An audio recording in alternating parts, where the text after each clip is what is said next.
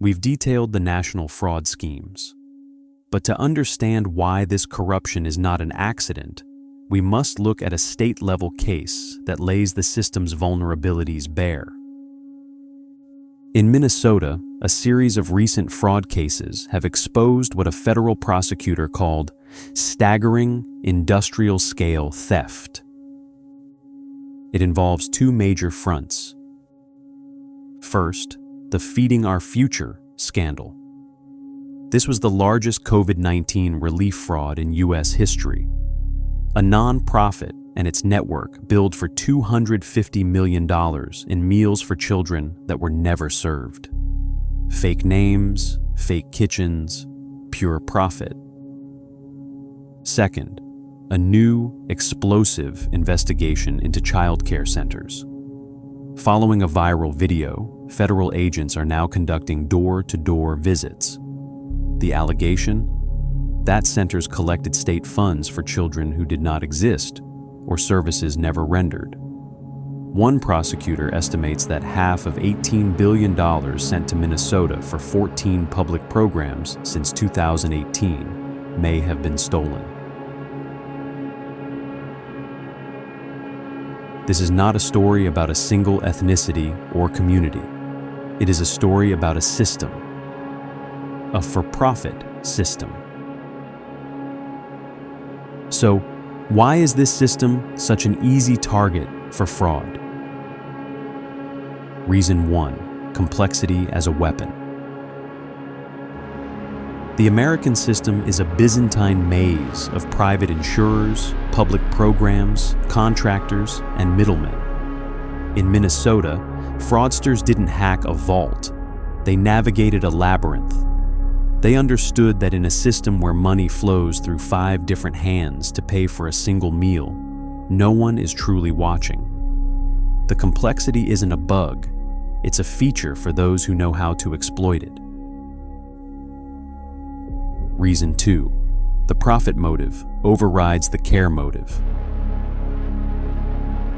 In a system designed to generate revenue, every transaction is an opportunity for extraction.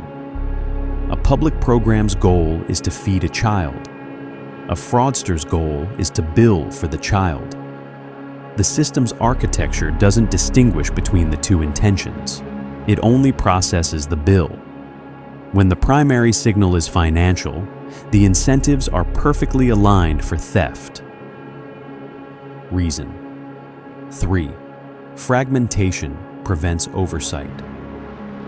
The fraud in Minnesota spanned daycare, food programs, and business loans. This fragmentation is key. In a single-payer system, one agency pays the bills, creating a single point for audit and accountability. In our for-profit, multi-payer chaos, responsibility is diluted.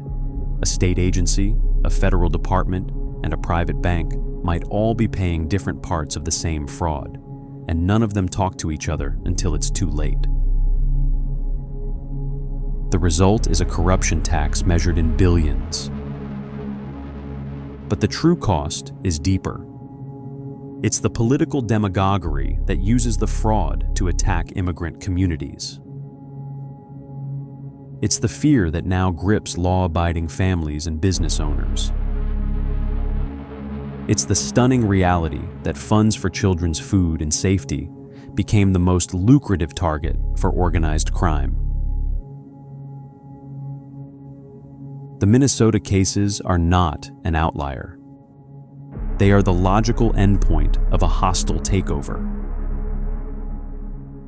When you design a system where the highest reward goes to those who can most efficiently extract money from it, you shouldn't be surprised when fraud becomes its primary product. The system isn't being attacked by fraud. It is inviting it. The evidence from Minnesota and from across the country leaves us with an inescapable conclusion. This fraud is not a failure of the system. It is the system working as designed. A system born from political corruption, where corporate lobbying writes the rules, will never have true accountability. How can it? The very politicians tasked with oversight are funded by the industries they are supposed to police.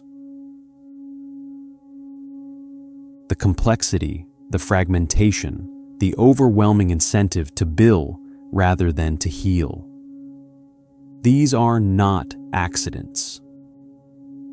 They are the architecture of a hostile takeover. An architecture that makes fraud not just possible, but inevitable. So, if the system isn't designed for health, what is it designed for? That is the question we answer next. In Chapter 4, The Sick Care Business, we expose the system's core, perverse incentive. We will show you how and why American healthcare profits more from your chronic sickness than from your lasting health. How the term medical loss ratio reveals that your wellness is their financial liability. If the corruption in Chapter 3 shocked you, Chapter 4 will reveal the business model that demands it. To understand the full picture of the hostile takeover, you must see what comes next. Click on the screen now or follow the link in the description to go to Chapter 4, The Sick Care Business. Don't miss it.